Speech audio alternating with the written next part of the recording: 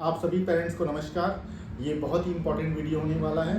कई बार बच्चों से मुझे सुनने को मिलता है कि वो डिस्कस करते हैं, मुझसे बताते हैं कि सर जब मैं कभी पढ़ने जाता हूँ ना तो पढ़ते समय मुझे नींद आती है, या अगर मुझे कोई काम मैंने अगर सोचा हुआ है तो जब वो टाइम आता है काम करने का तो आलस सा लगता है या पढ़ने का मन नहीं लगता।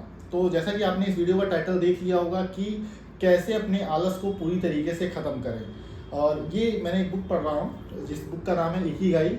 और इस बुक में वो तीन मतलब होता नहीं आलस के बारे में, मतलब कैसे जड़ से आलस को ख़त्म किया जाए, ये जापानीज टेक्निक बताई गई है कि कैसे जापान के लोग, हमने सुना हुआ है कि जापान के लोग बहुत ही एक्टिव होते हैं और मतलब one of the developed country of our world है ये जापान। तो कैसे वो लोग, उनके अंदर आलस नहीं रहता, कैसे वो लोग बहुत एक्टिव रहते हैं। तो वो टेक्निक बताई गई कि कैसे हम अपने आलस को पूरी तरीके से ख़त्म कर सकें। तो मैं ये थोड़ा डिटेल वीडियो होने वाला है, ध्यान से सुनिएगा आप लोग पूरी तरीके। इस वीडियो के ख़त्म होने के बाद मैं 100% आपसे वादा कर सकता हूँ कि आप अगर इस चीज़ को इम्प्लीमेंट करेंगे जो मैं बताऊँगा तो आपका आलस काफ़ी हद तक ख़त्म हो जाएगा। तो पहले हमें समझना पड़ेगा कि आलस है क्या।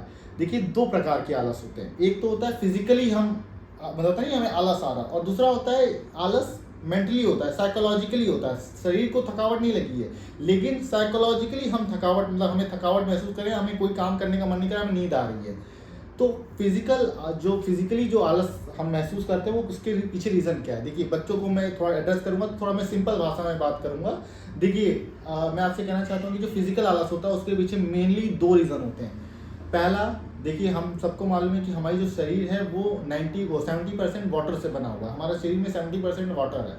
तो कहीं ना कहीं अगर आपको नींद आ रही है पढ़ते समय, ये सबके लिए जो भी पढ़ते समय जिनको नींद आती है, तो कहीं ना कहीं आप चेक करिए कि आपने पानी का इंटेक कम लिया हुआ है। तो आप अगर पानी पी लेते हैं तो काफ़ी हद तक आपके आलस में आपको राहत मिलेगा, आपको आलस आपका खत्म हो जाएगा। पहली चीज़ रीज़न ये होता है कि पानी की कमी होती है। दूसरा जो सबसे इम्पोर्टेंट है वो है ऑक्सीजन, या ऑक्सीजन की मात्रा आपके ब्रेन तक कम पहुंच पा रही है, इसलिए आपको नींद आती है पढ़ने में, या आपको कोई काम करने जब आप जो आपने सोचा होता है करते समय आपको मन नहीं करता, कि काम करने का मन नहीं कर रहा, या थकावट सी लग रही है, आलस आ रहा है, जो हम कहते हैं नॉर्मल लैंग्वेज में।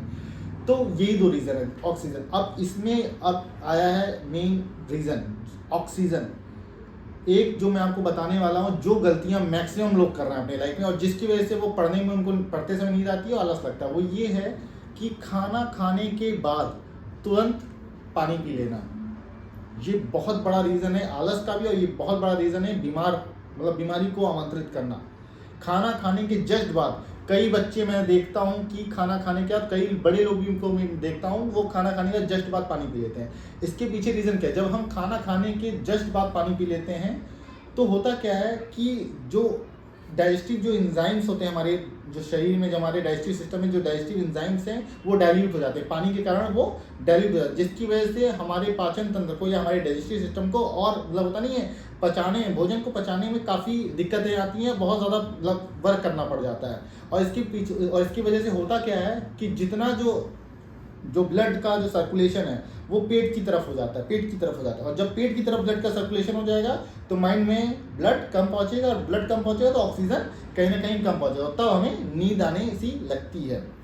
तो खाना खाने के बाद तो वैसे भी नींद आती है, लेकिन अगर खाना खाने के जस्ट आप पानी पी लोगे तो आप फिर कोई भी काम करने में आपको बहुत दिक्कत आने वाली है। तो ये फिजिकल जो आलस के जो प्रकार है, जो उसका मैंने आपको सोल्यूशन बताया। पहली चीज़, पानी आप पीजिए, पढ़ाई करते समय कोई भी काम, पानी का इंटेक अच्छा होना चाहिए। और दूसरी चीज़, खाना खाने के जस्ट बाद पानी पीना बंद कर दीजिए। खाना खाने के 30 से 40 मिनट बाद आप पानी पीजिए। इससे आपकी हेल्थ भी अच्छी रहेगी, और साथ ही साथ आपका जो मैंने बताया, आपको पढ़ते समय नींद नहीं आएगी, आप एक्टिव एनर्जेटिक महसूस करेंगे, अपने आप को एक्टिव महसूस करेंगे।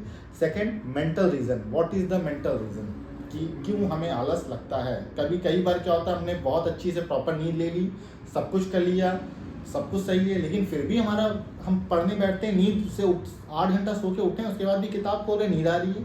क्या रीज़न है?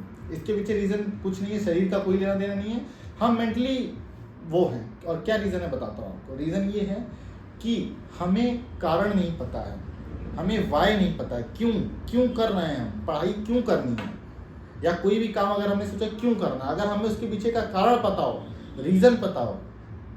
और जब मैं रीज़न कह रहा हूँ तो थोड़ा डिटेल में रीज़न कि हाँ, पढ़ाई इसलिए इम्पोर्टेंट है कि यही मुझे आगे चल के सफल बनाएंगे, या यही मुझे अच्छा जीवन देने में बताएंगे, और पढ़ाई कि वो चीज़ है जिससे मेरे अंदर होता नहीं मैं एक अच्छा इंसान बन पाऊँगा। तो जब हमें अच्छे से वाई रीज़न पता होगा तो वो हमें हेल्प करेगा आलस को ख़त्म करने में। और दूसरी चीज़ जो सबसे बड़ी चीज़ है, डायरेक्टली बड़े गोल डिसाइड कर लेना। ये बहुत ही इंपॉर्टेंट पॉइंट है। बहुत लोग ये गलती करते हैं, पढ़ाई का वो सोचते हैं तो वो डायरेक्टली बना देते हैं मुझे 2 घंटे में पढ़ूंगा, 4 घंटे पढ़ूंगा। जब वो 4 घंटे का सोचते हैं तो उसका फिर वो प्रोक्रेस्टिनेट करते हैं, मतलब टालते हैं। सुबह कहेंगे 4 घंटा शाम को पढ़ूंगा या दोपहर को पढ़ूंगा, दोपहर आ जाएगा, दोपहर को कहेंगे 4 घंटा शाम को पढ़ूंगा, शाम आ जाएगा, क्योंकि वो 4 घंटा है ना। अगर डिसाइड, तो कहने का मतलब ये है कि आपको उस 4 घंटे को पार्ट्स में डिवाइड करना है। 4 घंटे का पहले मत सोचिए, आप सोचिए पहले आधे घंटे का।